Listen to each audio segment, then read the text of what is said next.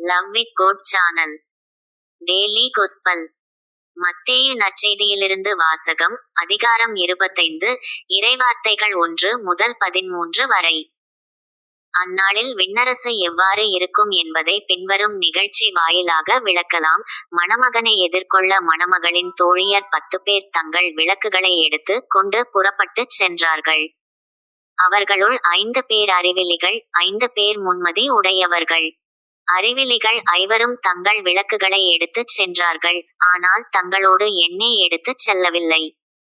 முன்மதியுடையோர் தங்கள் விளக்குகளுடன் கலங்களில் எண்ணெயும் எடுத்துச் சென்றனர்.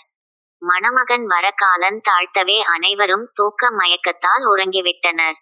நள்ளிரவில், இதோ மணமகன் வருகிறார், அவரை எதிர்கொள்ள வாருங்கள் என்ற உரத்த குரல் ஒலித்தது. மணமகளின் தோழியர் எல்லாரும் எழுந்து தங்கள் விளக்குகளை ஒழுங்குபடுத்தினர். அப்போது அறிவிலிகள் முன்மதியுடையோரை பார்த்து, எங்கள் விளக்குகள் அணைந்து கொண்டிருக்கின்றன, உங்கள் எண்ணெயில் எங்களுக்கும் கொடுங்கள் என்றார்கள். முன்மதி உடையவர்கள் மறுமொழியாக, உங்களுக்கும் எங்களுக்கும் எண்ணெய் போதுமான அளவு இராமல் போகலாம்.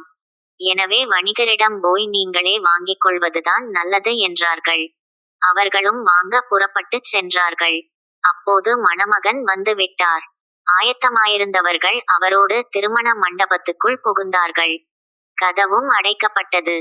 பிறகு மற்ற தோழிகளும் வந்து, ஐயா, ஐயா, எங்களுக்கு கதவை திறந்துவிடுமென்றார்கள்.